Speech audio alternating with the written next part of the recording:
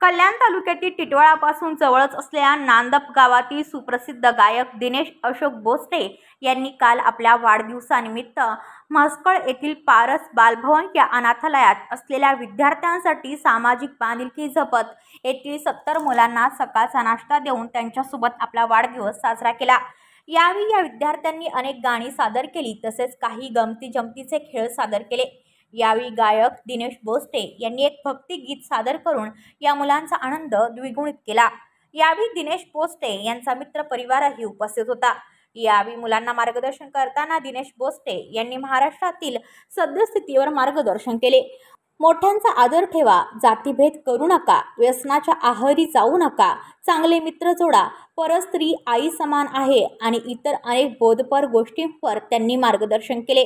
पारस बालभवन येथील व्यवस्थापक संगीता गुंजाळ, संजय गुंजाळ, पत्रकार भरत दळवी यांनी दिनेश भोसले यांना यावेळी वाढदिवसाच्या शुभेच्छा दिल्या।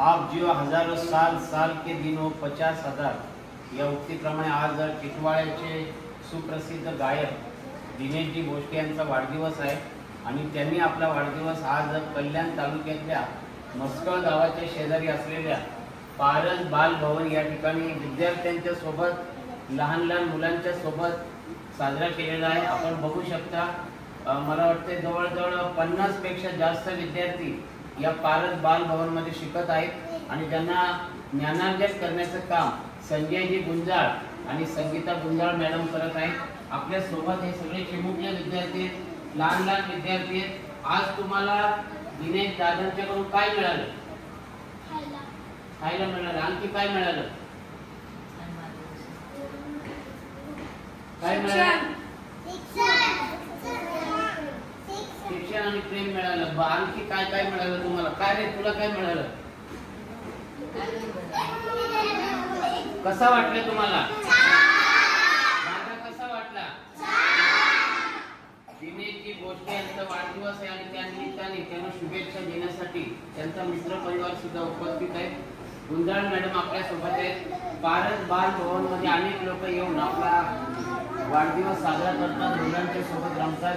आज आपले विद्यार्थ्यांच्या माध्यमातून दिनेश भोसले यांचा वाढदिवस झालेला आहे। काय शुभेच्छा?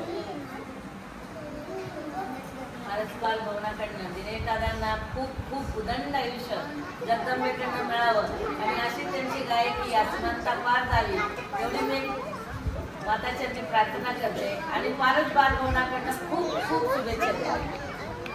पारस बालभवन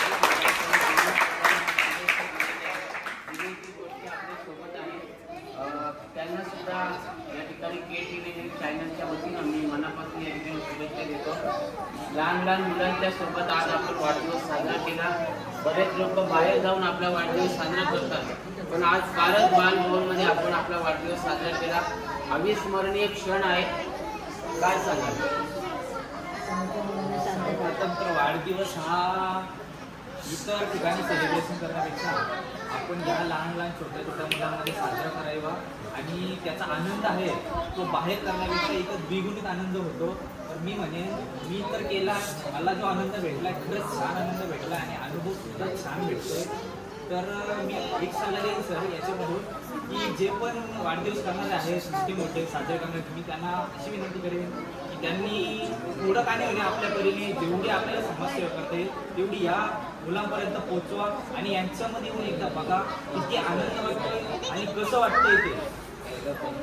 मुलं म्हणजे देवाघरची फुलं असं म्हटलं जातं, परंतु आज अनेक लहान लहान मुलांच्यावर मोठ्या प्रमाणात अत्याचार होत आहेत, प्रमाण वाढत आहे। आपण समाजाला काय संदेश द्याल?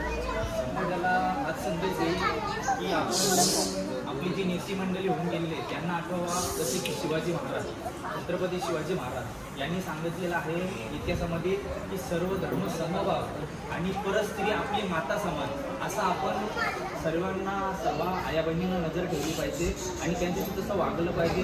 वाईट नजर आपली त्यांच्यावर पडली नाही पाहिजे। जो छत्रपती शिवाजी महाराजांचा इतिहास आहे, या इतिहासाला ध्यानात घेऊन तसं आपण आत्ताच्या युगामध्ये महिलांसोबत वागलं पाहिजे. आणि मी हाच संदेश देईन की मी तेच करतो. मी छत्रपती शिवाजी महाराजांचे विचार घेऊन चालतो. मी तुम्हा सर्वांना पण आवाहन करेन की तुम्ही सुद्धा हेच करावं.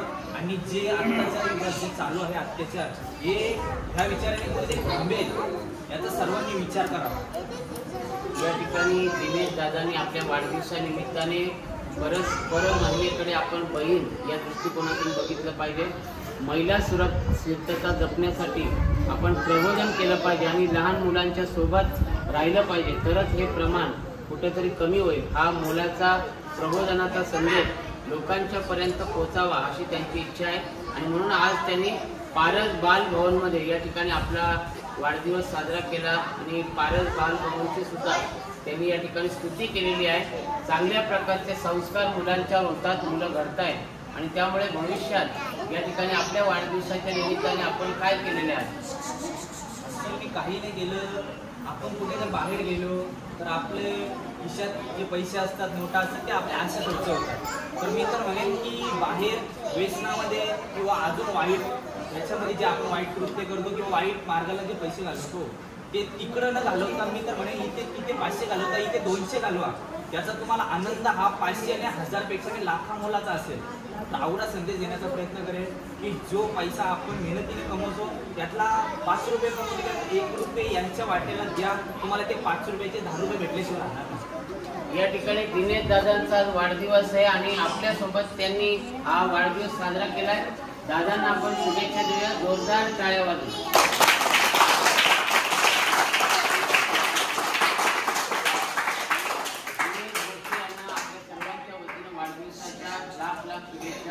टिटवाळा शहराच्या वतीनं, कल्याण तालुक्याच्या वतीनं त्यांना या जन्मदिन अभिष्ट चिंतनाच्या निमित्ताने खूप खूप शुभेच्छा. मित्र परिवाराच्या वतीने सुद्धा धन्यवाद. KTV न्यूज प्रतिनिधी टिटवाळा, मस्कळ, पारस बाल भवन, भरत दळवी.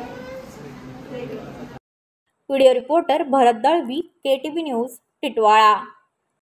आपल्या परिसरातील बातम्या आमच्यापर्यंत पोहोचवण्यासाठी स्क्रीनवर दिलेल्या क्रमांकावर संपर्क साधू शकता. दूरध्वनी क्रमांक 9833235011.